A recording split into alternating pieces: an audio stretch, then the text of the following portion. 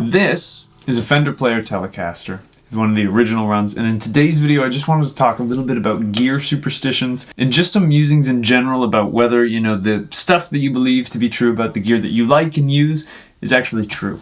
The reason I wanted to bring this up is that using this guitar, it's been my main guitar for the last 6 or so months, and it kind of shattered some beliefs about gear that I held very, very strongly too for the last 4 or 5 years.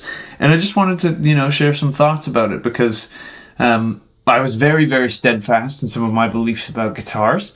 I'm curious to test it on whether it's, just a phase, and I'll go back to it. But the big kind of thing that threw me about this guitar was that it has a much skinnier neck than I would usually prefer. So for years before using this as my main guitar, I was using this guitar, which is a beautiful Kinnell JK archtop. It was custom ordered from Mike Kinnell, a fantastic luthier based out of Vancouver, British Columbia, up here in Canada. And I still love this guitar, but it wasn't quite the sound that I was going for anymore. And one of the features about this, I don't know how well this will come across on the internet, but this has a really beefy, thick neck. It's like a baseball bat. Like, it is super fat, it's super round, and I really, really loved fat necks. And I used to joke and complain that one of my other main instruments, this beautiful Martin 00017, I used to say that the neck, I wish it was just, a little bit thicker or whatever.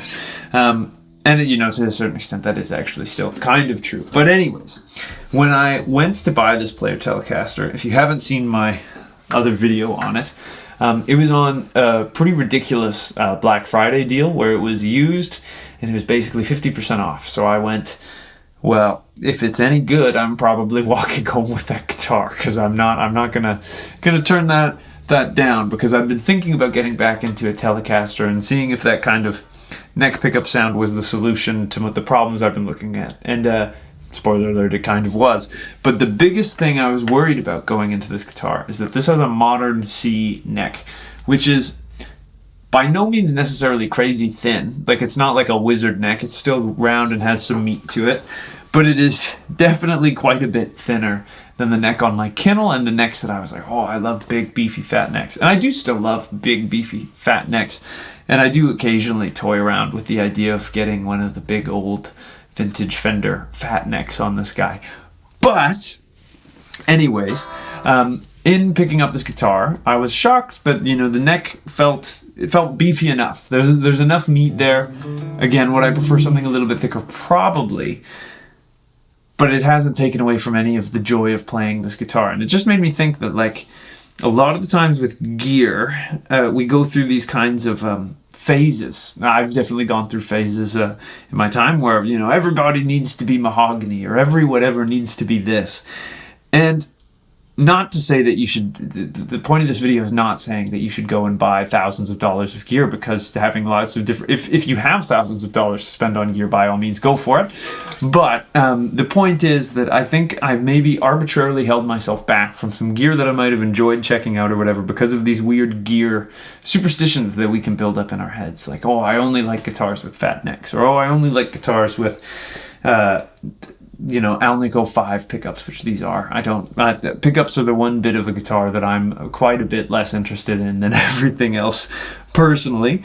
But going in and having these kinds of things, and I just wanted to talk about this because this is something that I see a lot when I talk to guitar friends, where, again, we have stuff that we like, but at the end of the day, I think sometimes we can hold ourselves back from gear that we might otherwise enjoy, where, we don't need to, right? Because this neck, I was worried it was going to be too skinny, but this has been my main guitar for the last 6 months. I've played it on countless gigs. It's always sounded great. I practice for it, or practice and teach on it hours and hours every day, and it sounds and plays great. I don't even, the only time that I think about the neck is when I'm consciously thinking about this thing that's missing.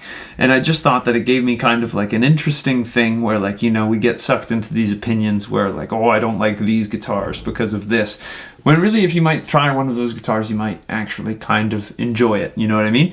And I'm definitely guilty of this, and this guitar has definitely just set me straight in that regard. And that this neck, while it is smaller than I may have liked, it is totally, totally comfortable. And again, I really don't think about it. Like, again, I played the other day I played like a 3-hour solo guitar gig, which I don't know if any of you guys have ever played.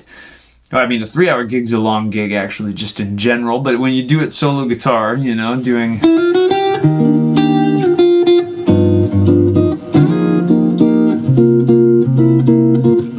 It's a lot of time to just be you and the guitar.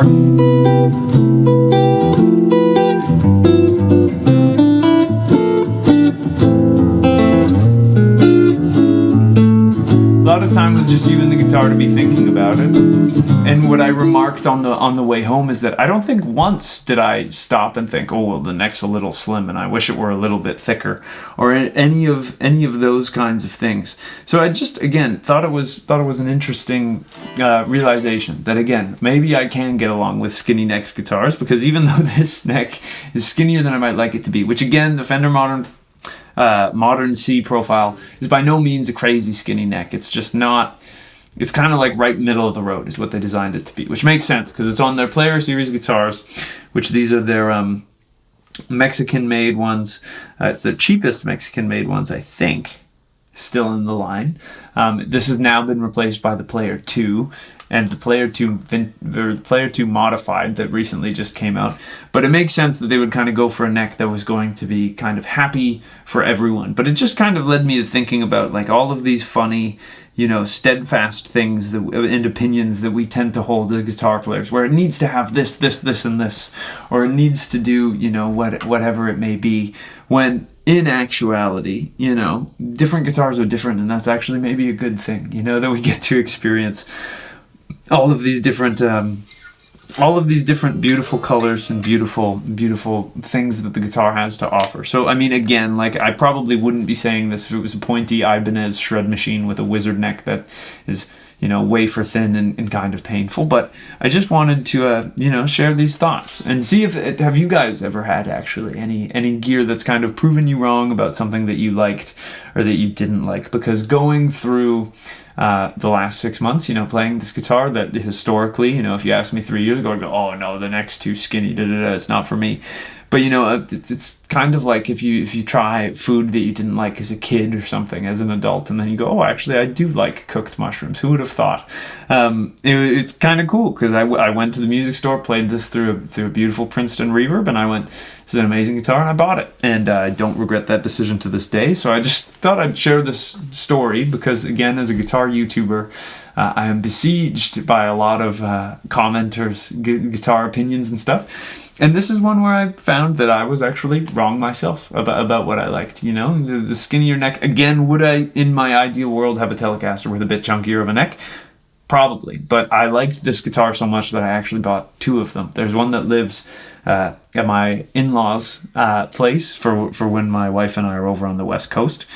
So I liked it so much I bought it twice, and therefore you know, the skinny neck is evidently not as big of an issue. But anyways, that's just a bit of a ramble from me today. Curious to hear your own experiences with this and stuff that you maybe hated or loved once that now you realize you don't necessarily need. But I hope everyone's doing well. I hope you're having some fun with some music and guitar today.